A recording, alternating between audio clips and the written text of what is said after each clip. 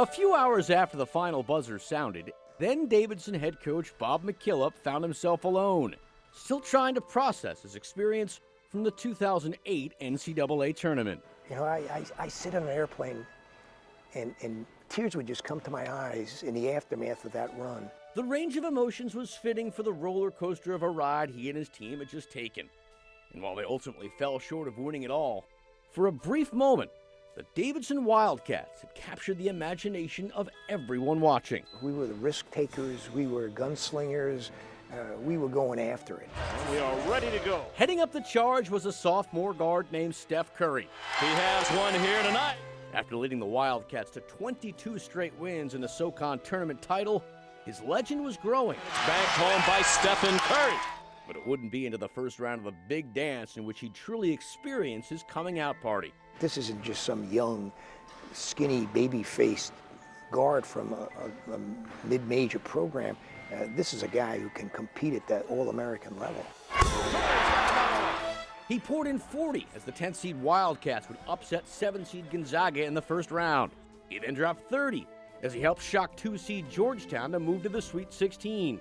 Again, Steph put us on his back and carried us.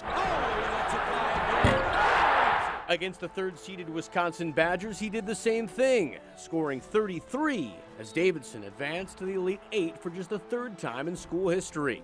It resonated so much more with our team, with our fans, that we were going for the kill. Now all that stood between the Wildcats and a trip to the Final Four was number 1 seed Kansas. It was a game that went down to the wire.